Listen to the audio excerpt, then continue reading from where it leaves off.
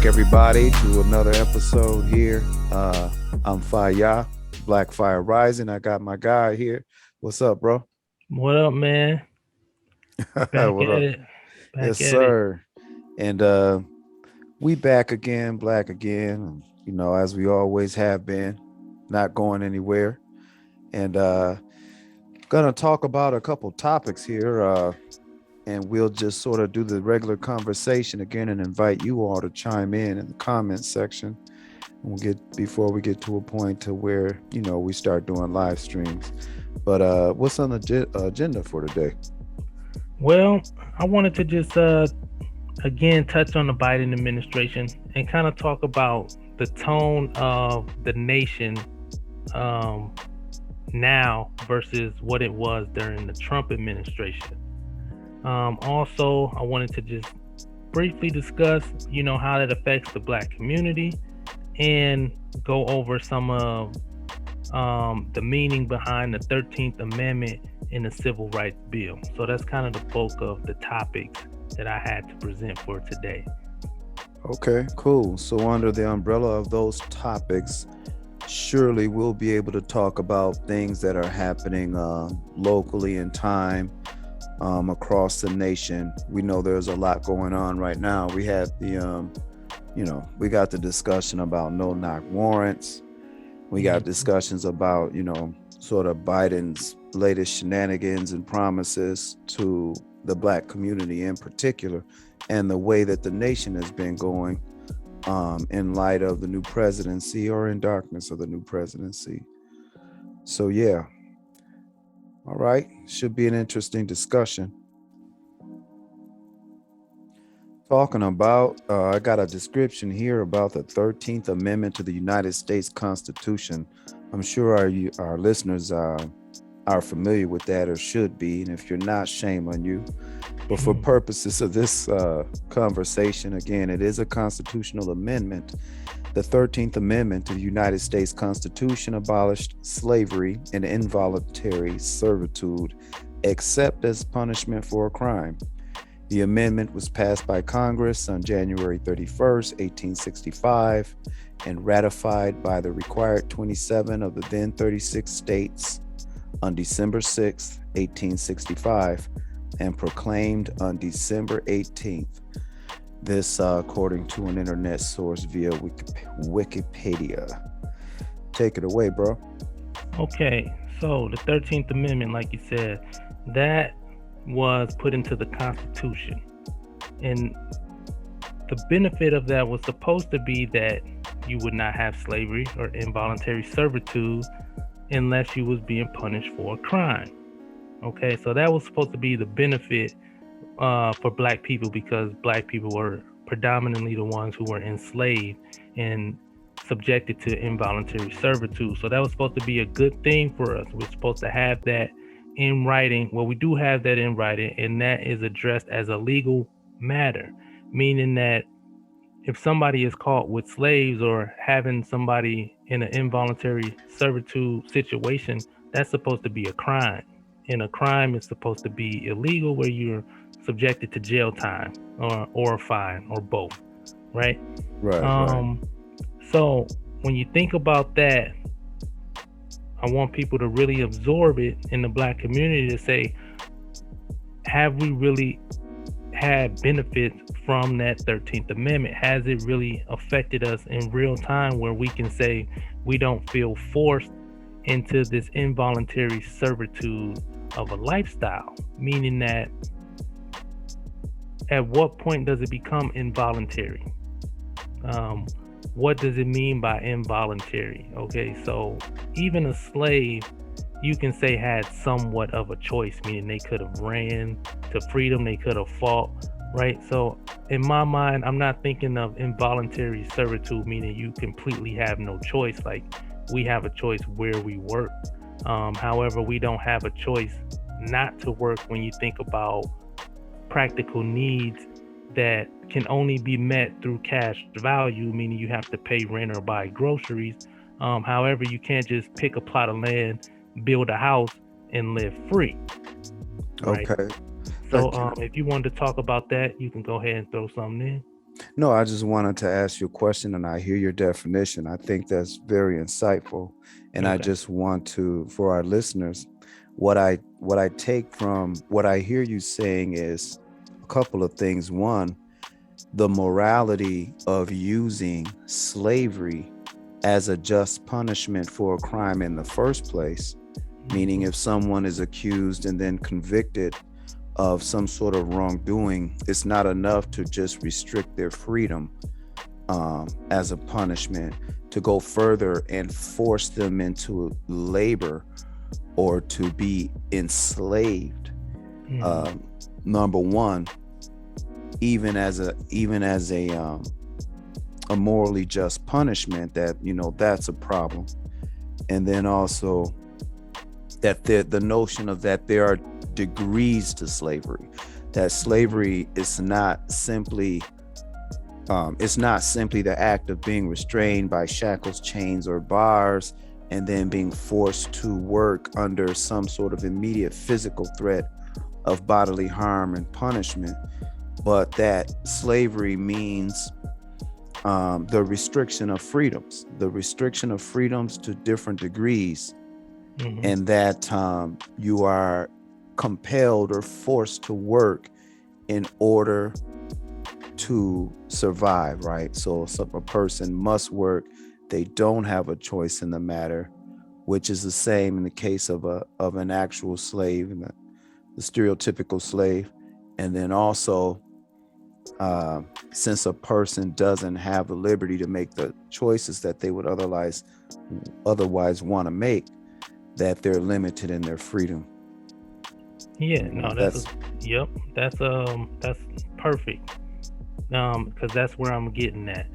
And I think it's important for us to really just think that through, not necessarily going back and forth about the smaller details, but really for black people to think that through, to say, has that bill, first of all, is legal. It's a legal statement, right? If I'm correct, if it's in the Constitution, those are grounds of law of some sort to some degree, meaning that if you break that, you are committing a crime, right? correct. Correct. Okay. So just to put it in perspective, meaning that people are not supposed to do that. So now let's take that to the Civil Rights Bill. And let's just Okay. talk about the Civil Rights Bill. Let me set this up for you. Civil Rights Bill, Civil Rights Act 1964, and I believe this is the one interchangeably in terms of bill versus act. Hmm. But the Civil Rights Act of 1964 is a landmark civil rights and labor law in the United States that outlaws discrimination based on race, color, religion, sex, national origin, and later sexual orientation and gender identity. Originally, this was published in July 2nd of 1964. The acts that were amended: the Civil Rights Act of 1957, Civil Rights Act of 1960. The titles that were amended: Title 42, Public Health and Welfare, and it was coined into public law, ultimately numbers 88 through 352, enacted by the 88th United States Congress. All right.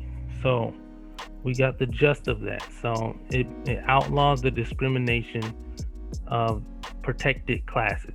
So, for example, if obesity is not a protected class per se, you can discriminate against somebody for being overweight. However, because you're not protected under the Civil Rights Act, they will say that that's allowed in a workplace. Again, Mm, there's certain statuses where discrimination can apply, as long as it's not against one of those protected groups. All right. So I want us to think about, in all cases, for African Americans, just people in general, um, has the Civil Rights Bill actually held up to what it was intended to do? So you have another bill, which is also, it's outlawing it. So it's saying that this is a criminal act if somebody goes against it. So if I discriminate against a person of a protected class, that's a legal matter at that point if I can prove that. right. Correct? Okay. Now I want to address the difference between criminal law and civil law. So, Facts. criminal law, which I would say this is the Constitution, right? So, if you violate the Constitution, you're dealing with criminal law um, in most cases, meaning that if the president commits treason or something like this, or secretary stealing money, like these are criminal acts. Now they can arguably be to some degree a civil violation as well, but criminal law and civil law, they kind of have a different undertone to them. So the civil rights bill is telling you in the bill that this is really a civil situation, civil law, meaning that that goes under the same type of law as playing your music too loud in an apartment building, right? So it's a, Right. it's a crime, but it's supposed to be a lesser tone to it, meaning that you can get cited for it, potentially go to jail, but it's usually not common. It's usually a lawsuit type of thing, a fine, slap on the wrist. This is civil law. So somebody is under the same violation when they discriminate against you for being African American or one of those protected classes. It's kind of giving you that undertone with um just the name of the bill, civil rights, right, versus Right. just human rights or rights of a person. They're telling you that this is a civil matter. It's not really legal. We're not going to arrest somebody or charge them with a severe criminal act if they discriminate against you for being black. All Right. right. It's the basis for, like you said, a lot of lawsuits and everything. Exactly. Versus something like, say, an Asian hate crimes bill, which is has more criminal, um, has more teeth in terms of criminal prosecution, right?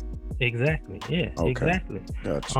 And that's something that I think we just need to be aware of. Not that these things are not good, but to really just I would say zoom in on the issues with these bills and how they're implied, their intended purposes versus the actual benefits of having that around on paper. Meaning that if I can go to work and pretty much be discriminated against or harassed as long as people don't use certain trigger words, um, that still puts me in the same position to have to endure this harassment. However, now I really can't do nothing about it, knowing that there's supposed to be a protection, which is a little different than just blatantly knowing that you have no protection. To me, I feel like that's more of a emotional and mental kind of dilemma, because now you're like, I Right. know this is not right, but I can't really apply the bill that was intended to protect me because a person is not calling me, a black this or that. They'll just say something in regards to me that's not protected, and then it becomes legal. Even to the point where you can say, okay, we'll discriminate against people for being, for not getting a jab, right? Um, we will give you less this, less that. We won't let you do this, that, and the third. However, you have a choice, but we're basically going to openly discriminate against you because that's just not a protected class.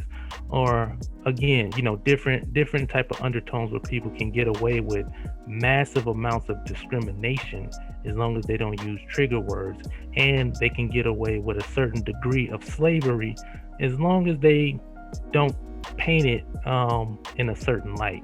So again, now I'm going to give you the mic to kind of let you explain the answer to the question of if the Civil Rights Bill served its purpose. You said yes and no.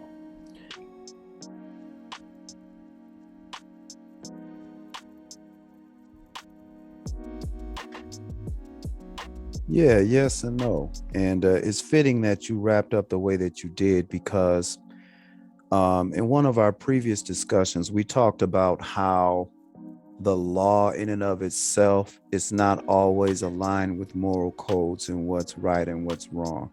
And oftentimes, what they, quote unquote, will do, meaning these powers that be, specifically the United States and the dominant culture, is they will write laws, statutes on the records, but then leave an intentional amount of ambiguity there and confusion so that they can then have lawyers and judges be able to interpret those laws and apply them with prejudice.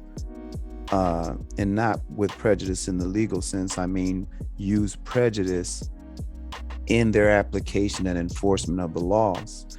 And so the fact that you have something on the records as being legal or illegal, it ultimately comes down to, the cops, the judges, the lawyers to either enforce those laws or not.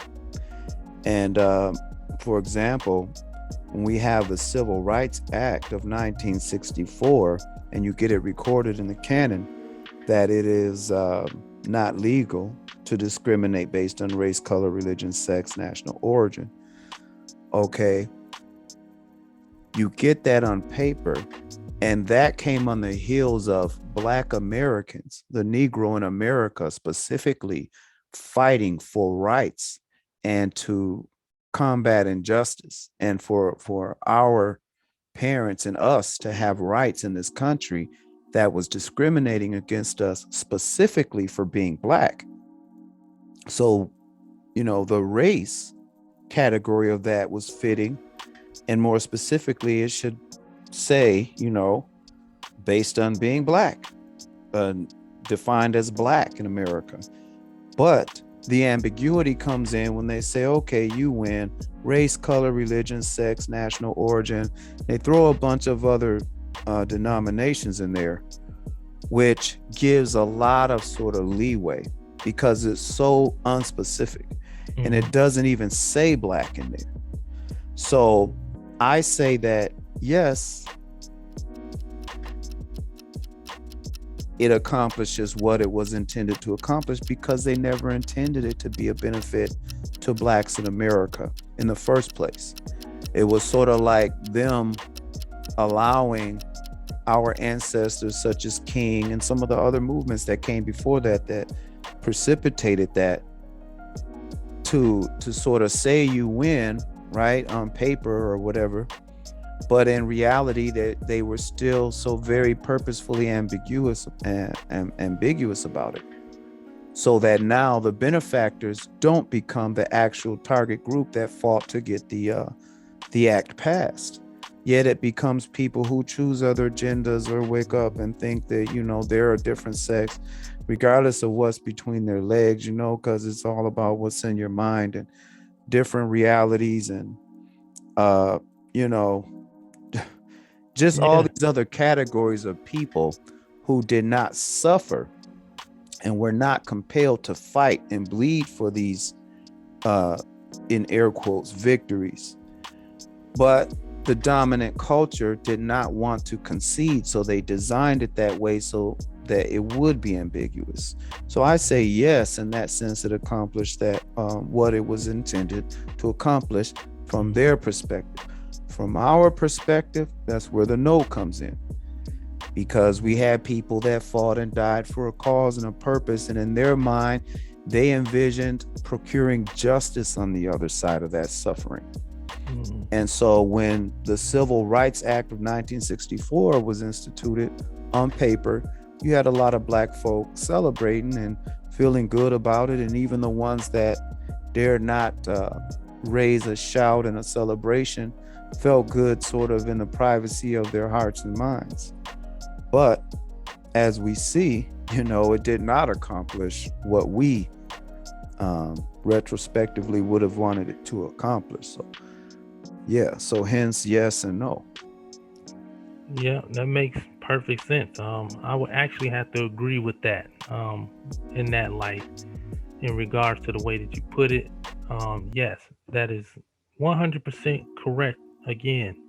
So another piece that I mentioned was the Trump administration versus the Biden administration in the tone of the nation under those two leaderships, or lack thereof. But so under the Trump administration, it was more racial rhetoric, was always the highlight and undertone of Donald Trump news topics, whatever it was going on. So whether it was about building the wall or, basically just talking crazy about different type of women, racial groups, whatever. That was the Donald Trump administration, and it started to build this racial tension that was kind of the atmosphere, to the point where people were just happy with getting Trump out of office, not necessarily thinking about policies and putting people in office, because even the politicians are not really prioritizing policy, as weird as that may sound. It's Right. almost like a popularity contest, like how many likes I can get on Facebook so that I could win this election, even if I don't even have a real plan for the nation. So that's how far off we are as a nation. And now, under the Biden administration, again, under the Trump administration, I felt like um, freedoms were kind of viewed as losing their weight. Certain freedoms, like freedom of speech, especially how they were attacking Trump and what he would say, and people getting fired over saying this and that. You say the wrong thing, and everybody, the cancel culture, I feel like really was reinforced under that administration to try to prove that they can be tough about people speaking their opinions about something, which I think is wrong. Like, you should still have the freedom to voice your opinion without necessarily losing your livelihood because you said something that offended a group of people or a type of person, regardless, because that's what that freedom of speech is kind of there for. Not to make threats or say somebody should die or be killed, things like that. But if you just say you don't like something or you don't like a certain opinion, I feel like nobody should ever be touched as far as their jobs or well-being. However, Right. under the you wanted to speak on that before? Well, I was just going to add, I believe that that's the case when you talk about systems of checks and balances. If you are an authority figure, I can understand sort of holding different individuals to different standards when it comes to sort of anything they say that could be inciting or incendiary, that can be construed as personal attacks. So if I'm in charge of, people from the Jewish, European Jewish community, and I say some racial slur, the fact that I am in a position of power that is a decision-making position over their personal lives, I can understand how that could be construed as threatening. However, that's why we have systems of checks and balances. So it's one thing to be a radio jockey who doesn't have like doesn't have supervisory authority over other people, versus an elected official who has the power to actually enact laws and policies and is revealed to have sort of racist views, whether that were a politician, a judge, or whatever, because it would be sort of the antithesis of having someone that's going to give equal justice. And if we find out that they view people differently based on appearance or culture, then are they capable of meting out equal justice, right? Are they capable of being blind like justice is allegedly supposed to be if they see people differently?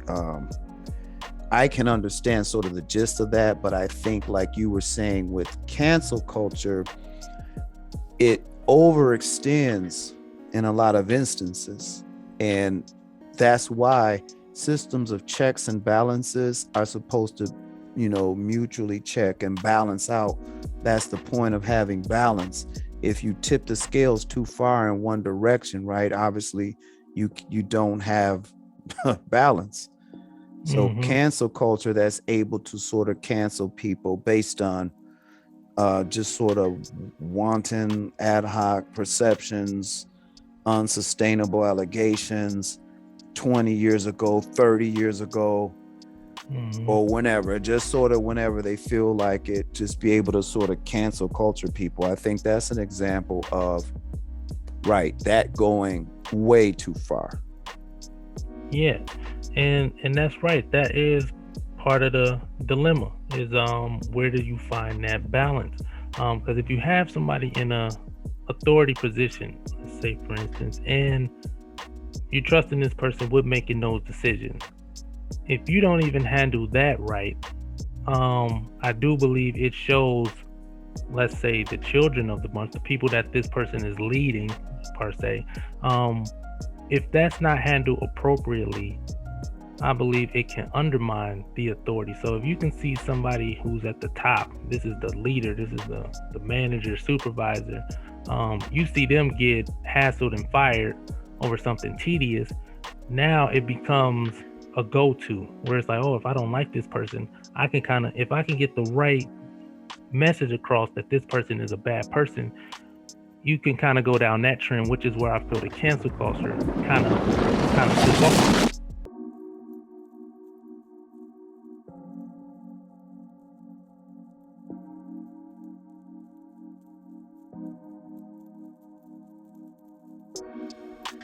We do have to have these checks and balances. Again, I think we're still in that in that phase right now of trying to figure out how to balance this out. We want people to be able to say how they feel. However, we want to hold certain people to a certain standard where they not just saying anything to make people feel uncomfortable and causing this oppression, stress, and emotional drama, knowing that you could, at the stroke of a pen, potentially ruin my life knowingly. And here's the thing, bro. I think that when we look at systems of checks and balances, just because the system of checks and balances is working in America at large doesn't mean that it's still the optimal position for Black people. Mm-hmm. I think we as Black people, I think the error that we make is that we put ourselves, we look conceptually from the position of dominant culture members. So we analyze and look at things in a naive way.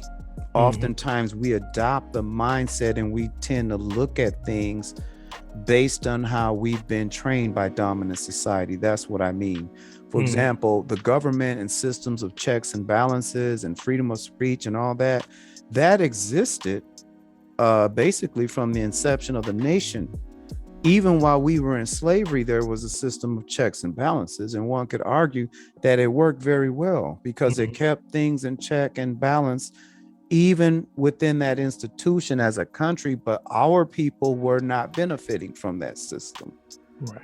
So oftentimes what we wind up doing is today, in this day and time, for example, it's often dictated to us like, okay, the government is messing up. There's a bad president or there's a bad this or that person. They say hurtful things, etc., or whatever. We often take that as being a problem for us, specifically as if it's a game changer. When in reality, I think that if we're really honest about our situation within the context of America, within this sort of sub-context of America, if you will, it could be a moot issue, whether the president is saying hurtful things or not.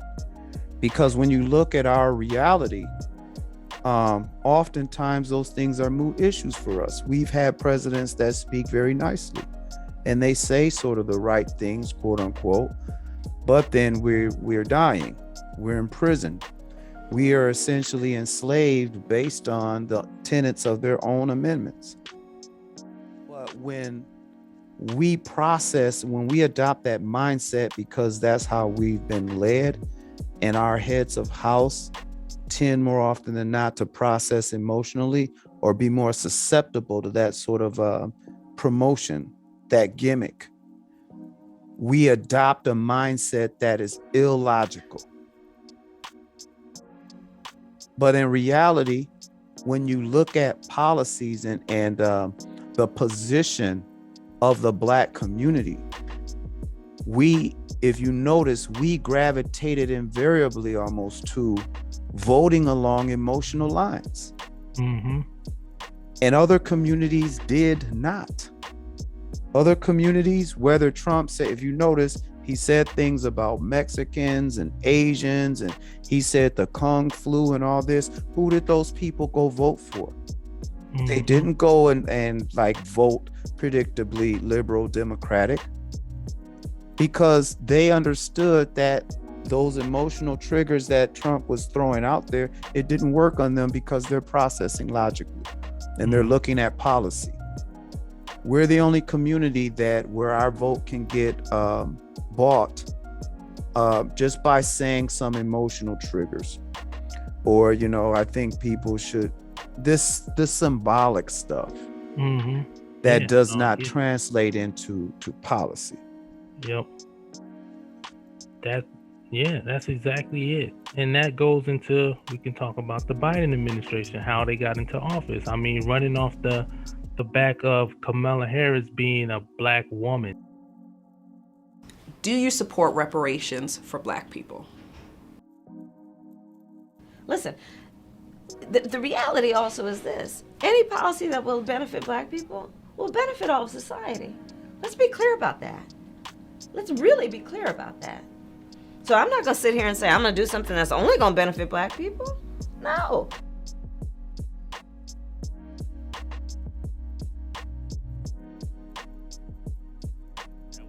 Quote unquote black. Yeah, she was black at that point because they, like you said, they knew emotionally, they said the right words that people would say, we don't care if she's locked up this many people and she had these type of policies and what she supported. It was just the fact that they said black woman, she's not even black. Yeah, or and exactly. Doesn't self-identify as black. Exactly. Yeah. So it's like, but if they said it, they put it out there, and it's like now it don't even, like you said, it don't even matter if it's true. It was enough to trigger that emotion to say, oh yeah, we want to see a black woman in office. Not saying that didn't happen with Obama either, however, it was a lot different in certain aspects, but it was a lot of people who just felt like they wouldn't have cared what that man said as long as he was black and you want to get that president in there. So with the Biden administration, we have a different undertone of the nation, which to me now is more covert racism. It's going back into that type of undertone where it's like he can say, yeah, we're going to give out, these safe smoking kits, which are crack pipes in a bag or something, right? And people would know that that's like a racist policy, or why would, they know this is undertoned in racism, destroying black communities, but people don't mind it as much. That's the undertone of the Biden administration, and taking away certain freedoms, like more aggressively, as far as with policy, mandating this, mandating that. However, saying that you wouldn't mandate or put those things in action to benefit the black community, which he said specifically he's not gonna like make it mandatory that people pay out a certain amount of reparations or nothing like that, executive orders and stuff for that, but you will mandate that people do something that they don't want to do. Period. A medical procedure that could change the rest of their lives. Yeah, and lots of people, not just black people, lots of people felt the impact of that, meaning that they lost jobs. The nursing industry is still recovering because lots of people walked away because they saw that it's not about what you think about the virus or anything like that. It's about, I don't want that, and you're trying to make me do it through a bullying mannerism, just like Trump. So you still got two bullies in office. They're just bullying for different reasons, and that's kind of you know what I mean? Like that's the tone of the nation, is how do you bully people to get what you want? And people can call it what they want to call it, but in actuality, if you offer somebody something and say you have a choice, and then they choose the unfavorable choice in your opinion and you penalize them for it, that's not true choice. I mean, it is actually a choice, but you're penalizing it to reinforce a certain behavior, right? So that's a psychology thing. Exactly. It's not freedom of choice, because freedom of choice implies that you're doing it not under duress. You can't go to a court of law and they say, hey, you signed this admission of guilt, and you say, well, yeah, I did, but they were kicking my ass in the interrogation room, and they threatened to lock me up and kill my daughter, so I signed it. I said, well, you still had a choice not to sign it, in the strictest sense, but it was signed under duress. So yeah, exactly. But one thing I wanted to say to what you said, man, and this is what I hope like our community can get back to, And I know we may just be a couple of voices in the wilderness, though I believe there's a lot of couple of voices out in the wilderness here or there. And eventually, the closer we get to times, we'll hear that resounding chorus. But we need to get back to logic as a community. Logic meaning the decision making priority is giving to logic. And those of us that tend to think logically must lead and be out front. And it's not to be offensive. And even if that doesn't strictly fall in lines with gender, I mean, logical women, logic just has to lead. Because look, if you look at, there's a scripture that says, by their works, you will know them. And a man once walked the earth that said, these people are close to me with their mouths and their soothsaying and what they say, but their hearts are far from me. And the way you know it is by their works. And so we hustle backwards in the sense that we pay attention more to what's said and not the works. When wisdom says you know someone by the works, if someone comes along and tells you how lovely and intelligent you are and everything, and then when you turn your back, right, they're stealing your money and conspiring against you, do you then turn around and pay attention and feel reassured because of what they said? Or do you pay more attention to what they're plotting? And the thing with us is we often, it's like looking at a machine, and the machine, we say, oh, they sell us a machine, and they say, hey, yeah, this machine, it will, this machine is designed to copy your documents. And then so you buy it based on what they promise you.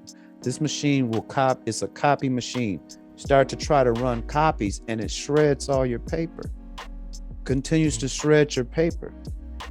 And they say, well, no, this is a best copy machine and we gave it to you at a really great price and but we bought the machine and it's not doing what it's intended. And it continues to do that. At what point do we realize maybe these designers intend for this machine to shred the paper and not actually make copies the way they said? Because otherwise they would fix it. And if they don't fix it and they continue to produce machines that shred and don't do what's promised, we have to, if we're reasonable people, say, I suspect this is the actual design. I think this is the actual design for this machine, because if it were an accident, if it were actually not operating the way the designer intended, then it would be repaired.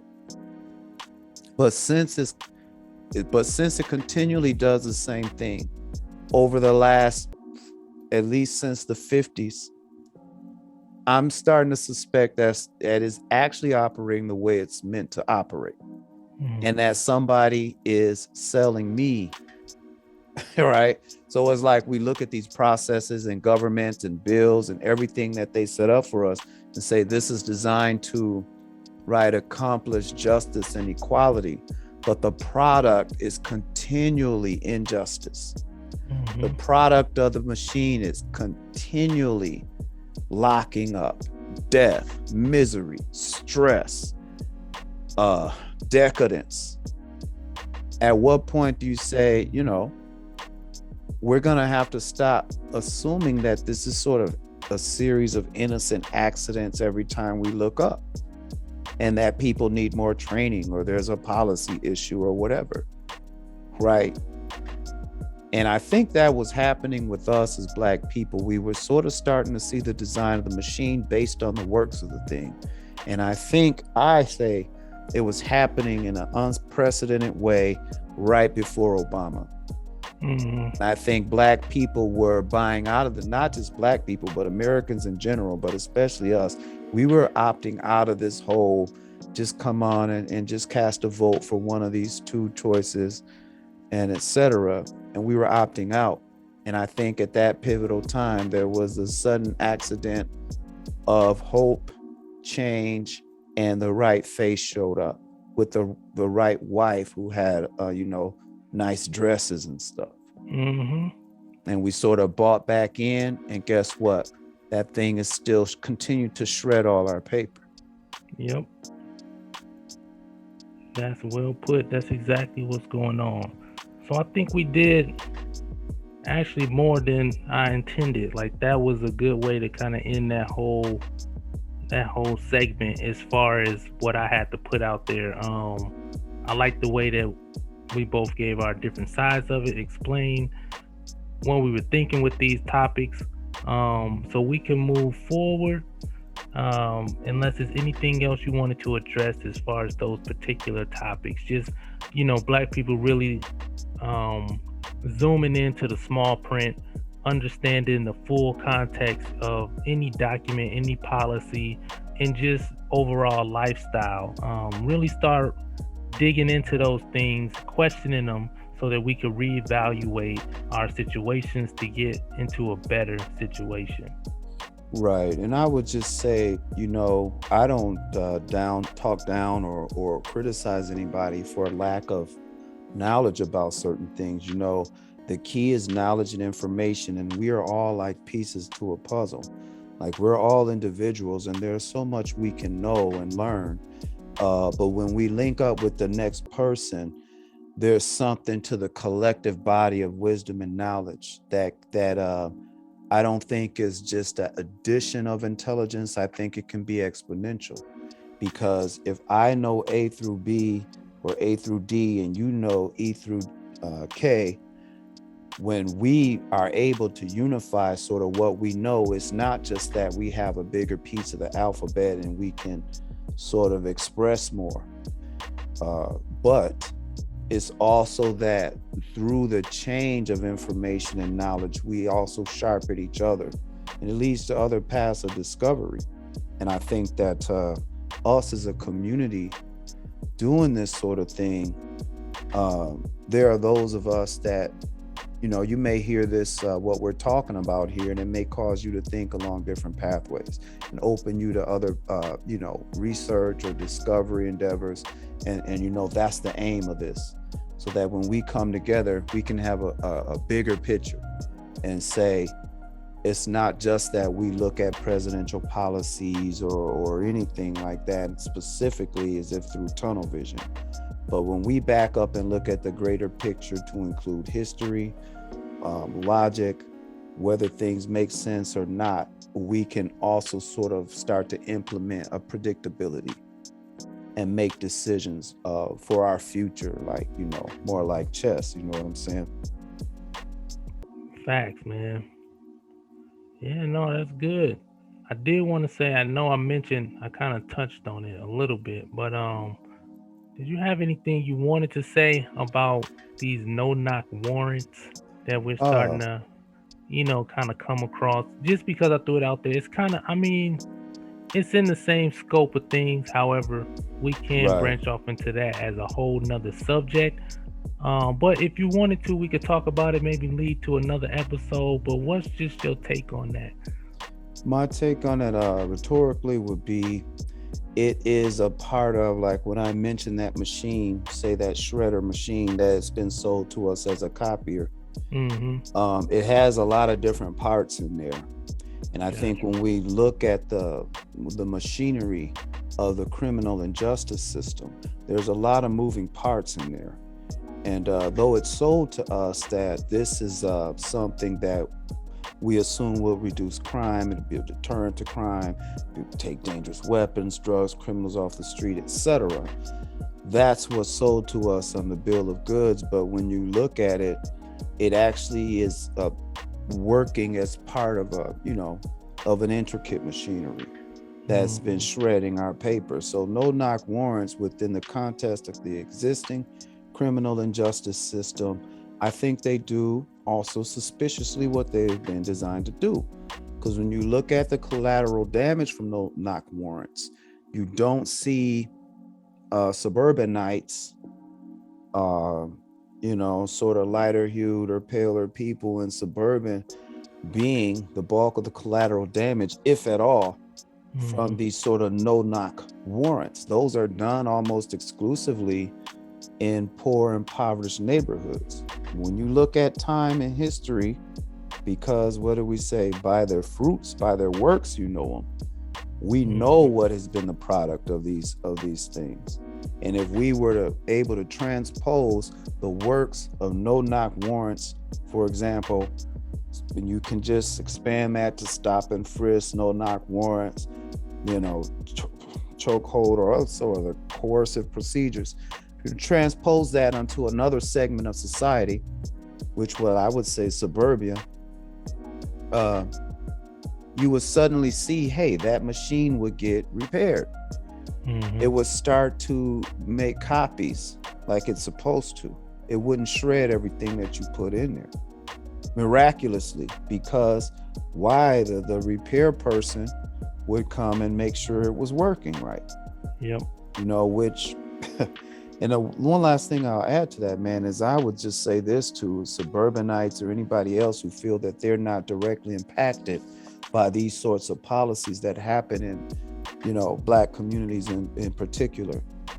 It's just a matter of time.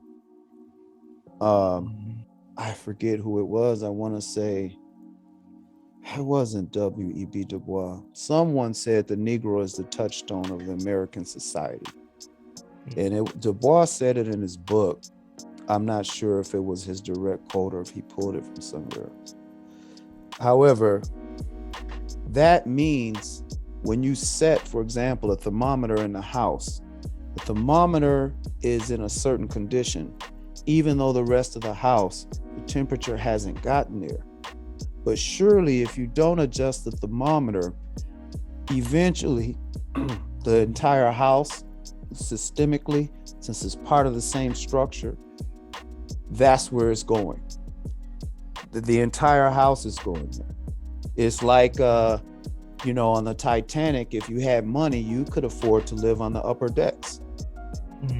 But when the ship is headed to an iceberg and then there's a breach and it starts to flood, all the Black people and the rats and stuff that are down below, they're all screaming and crying and begging for their life and trying to find a way out and everything, and fighting each other for the last remaining life rafts and stuff.